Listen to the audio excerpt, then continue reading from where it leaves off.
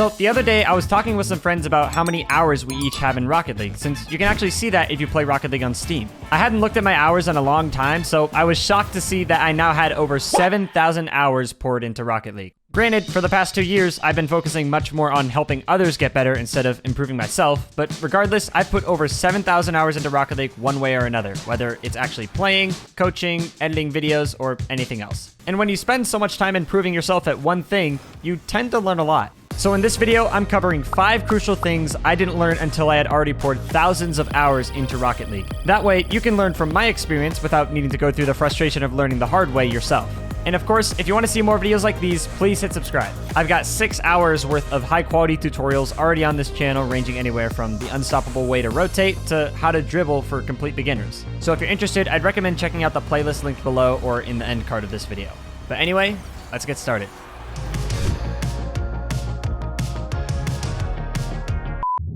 Do you ever watch RLCS players or high-level players in general go up for an aerial and just majestically spin throughout the whole jump? Have you ever thought to yourself, man, I wish I could do that as well?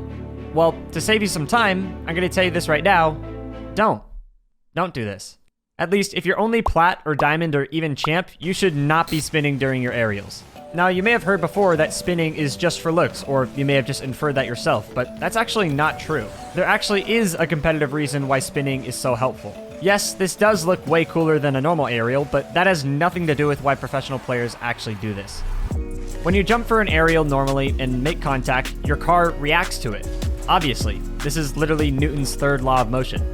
The fact your car bounces so far out of line with where it's supposed to be makes it really hard to recover for multiple touches or a quick landing. So if you wanted to hit a double tap from this angle, it would be very difficult to recover from that initial touch with the ball. Of course, there are ways to counteract this. One of them is by leaning into the ball at the last moment to try and cancel out the force being applied to your car. This isn't that great of a solution though, because even when you do this, it's hard to perfectly lean in the exact direction to cancel it out, so it'll still be hard to recover sometimes. And on top of that, when you do this, you're actually giving the ball a ton of power since you're leaning into it, which often isn't what you want when you're trying to set up a controlled double tap. The best solution to this problem is, of course, by spinning during the point of contact. What this does is even out that force on your car so you're not just sending it all in one direction. You're tornado spinning to seemingly send it in multiple directions. And since you've already got spin momentum, you can use that to perfectly spin right back into place and stay in control. So if you're going for a double tap, you get the best of both worlds, where you're not slamming it straight to the backboard with a ton of power unless you want to, and you counteract that force you're getting from the ball. This, of course, can be used for double taps like this, and just for quick recoveries in general, which is why you'll see so many players doing this even when they're only getting one touch. So in other words, spinning during your aerials is only going to make it harder for you unless you're already able to hit clean double taps like this most of the time.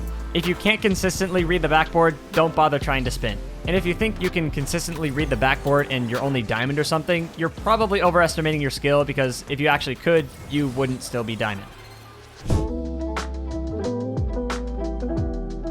For the longest time in this game, I thought I knew what playing faster meant, but it wasn't until about my 2,000 hour mark where I realized what it actually means. I was over here in Champ thinking in order to play fast, I've got to be zooming around the field and never hitting the brakes. The faster I go, the more ground I'm covering, the better player I am. But for some reason, it didn't click in my head that when I do this, I'm putting myself in awkward spots constantly. I would push past the back post, I would put myself underneath the play, I would go for crazy dunks that almost had no chance at actually hitting. To me, this is what I thought it meant. It was nailed into my brain from higher ranked friends of mine that in order to rank up, I've got to play faster. But looking back on it now and thinking about the mistakes I made, it's so obvious that I was dead wrong. When someone tells you to play faster, you shouldn't take it as use more boost, hit the brakes less, and go for stupid stuff. That just makes you play even worse. Playing faster really means making your decisions sooner. Sure, sometimes that decision might be to jump up for an aerial, which means you got to be up there super fast. But also sometimes that decision might be to rotate out and leave the play to allow your teammate to push up. With that aerial example, if you get dusted, that doesn't always mean you should have gone faster. Sometimes it means you shouldn't have gone at all. Whatever the right decision is, it's important that you make it sooner rather than later. That's why when someone tells you to play faster, you can't just say, all right, I'll do it. Your decision making has to be sacrificed in order to play faster than you're currently capable of. In some games, that might be a cost that's worth paying if you're just getting dusted to every ball anyway. But in most scenarios, as long as you're not just hesitating for no reason, it's better to make the right decision rather than dive in without thinking at all.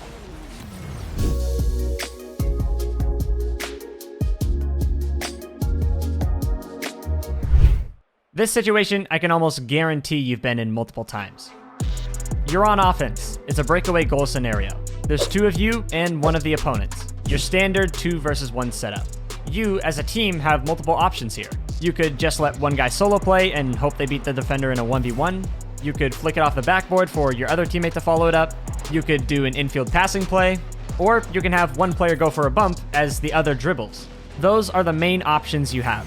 From my experience, when the situation is this clear-cut, one of these options is by far the best. And that option is the bump play. And here's the best way to do it.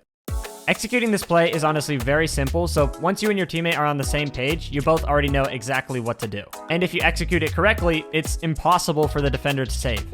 The player without the ball immediately heads in front to go for a bump, but it's important they do it correctly here because there are 2 different ways the defender could go about dodging it.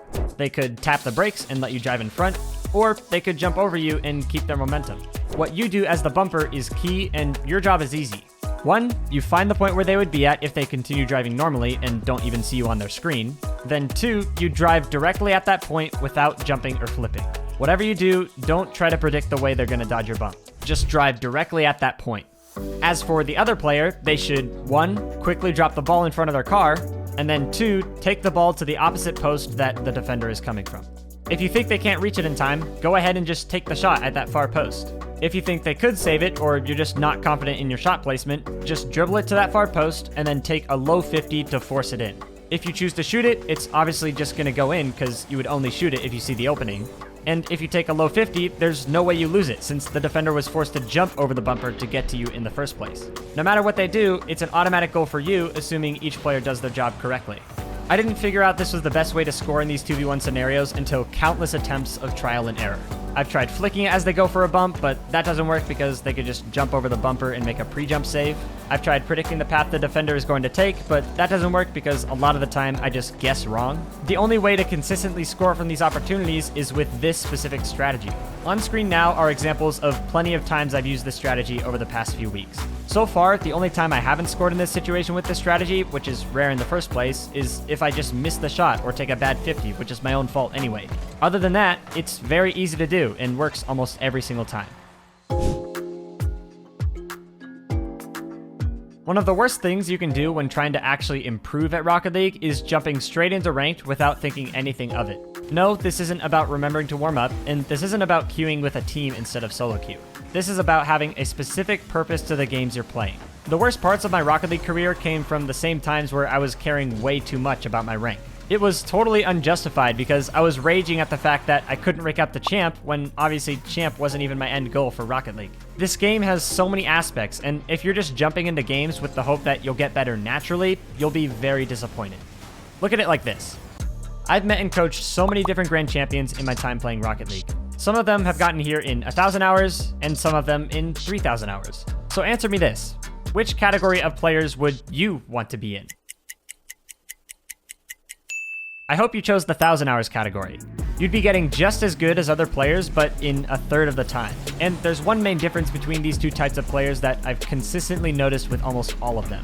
The 3,000 hour players were the type to just hop into ranked with nothing in mind. They'd just jump in and hope to get better naturally. And the 1,000 hour players were the type to go in with a specific purpose. That purpose could be back post rotations, collecting mini pads, fast aerials, literally anything, even ceiling shots and air dribbles. Obviously, you'll get better faster if you choose to focus on things that are more important, but focusing on anything is so much better than nothing.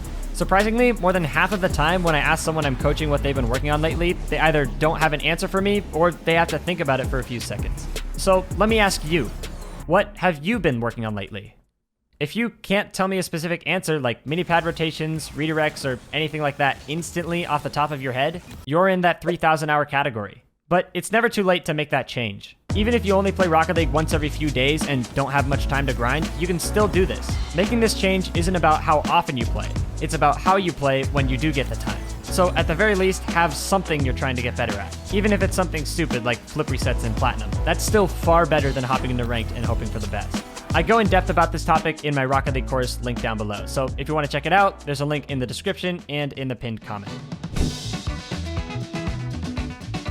In the past, I've worked with a ton of people who were always afraid to make mistakes. I see it happen a lot through the plat to champion range, where players are just so passive that they can't actually improve at the game.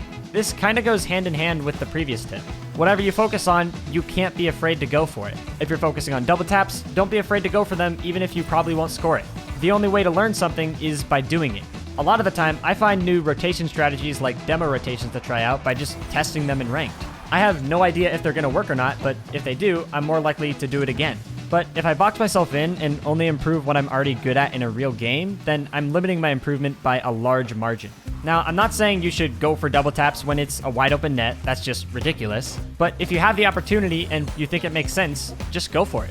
Practicing mechanics in game is so much more valuable than doing them in a training pack because you have to be thinking about the opponents, your teammates, and your boost amount all at the same time. When I was first learning air dribbles, I had done over 100 in custom training before I actually got a good one in game. Partially because I made this mistake too at first and I was afraid to try them out in a game, but also because it's just so much harder to pull something off in the moment than it is in a training pack with no defender and unlimited boost.